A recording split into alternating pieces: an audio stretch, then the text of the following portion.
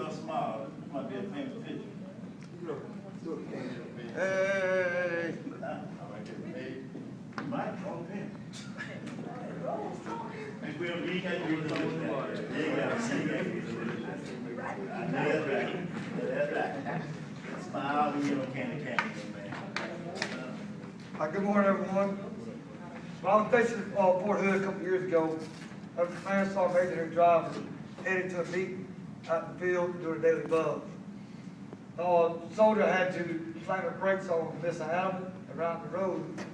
When he did so, the command sergeant major went through the windshield and suffered a fatal injury. The first thought was that the sergeant major wasn't wearing a seatbelt. After the investigation was completed, it come to find out the sergeant major's seat was not properly fastened to the vehicle. If the soldier had done a proper PMCS prior to our rollout, he could have possibly found that loose seat and secured it, because the sergeant major still be with us today.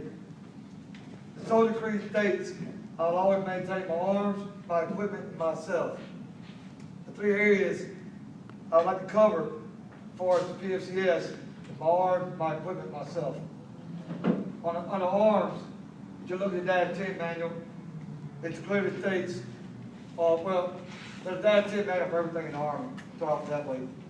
Or calling for DAD 10, like for the vehicle here, or you got the TM, you have TM for your weapons, TM for every type of vehicle, generator, power washer, whatever the case may be. On the arms, you also have the TM for M4 carbine, whichever so that individual assigned weapon. It teaches you how to clean, maintain, and lube that weapon so it's always ready. It also has the PMCS chart, gives you step-by-step instructions. That way you know exactly what to do. Under equipment, which we're going to focus on today, is a vehicle for the driver training. It gives you explicit directions also. Chapter 2 covers how to perform PMCS, what documents to use, how to properly fill them out. And Chapter 4 gives you step-by-step instructions on what to check. It has 3 primary PMCS functions you must do every time you operate a vehicle. That is before, during, and after. Every time you operate a vehicle, you must complete these 3. If you sign a 5988, which is the form you use to conduct your PMCS, and it takes your pulse, and you say the vehicle is good and a mechanical failure, you could be held liable.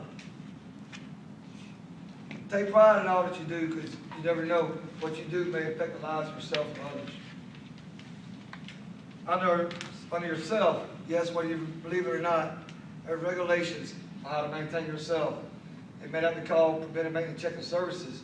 Until regulations, you go AR 600-9, overweight control program. You got FF 22-75 on how to do personal hygiene. And everybody's favorite, AR 670-1, goes with grooming policy for fingernails and your hair standards. So there are many regulations that cover that, including the Art of Physical Fitness Regulation TC 3-22.20, how to stay in shape. Regardless of which regulation you look in, it's very important that you maintain yourself, not only for the Army, but for your family, and even your career after the Army. In conclusion, all 3 areas are covered by regulations throughout the Army. States in Social Creed, you must maintain them. It also, the Army gives you explicit directions on how to do it. There should not be any question. Any question you have, look at that manual, whether it be a TM, LPM regulation, and it will cover it. Just remember, anytime you get ready to take a shortcut, want a principal PMCS, think about that sergeant major. He put his trust in that soldier, and he conducted the PMCS. And today, because that soldier decided to take a shortcut possibly, that sergeant major no longer with us. Thank you.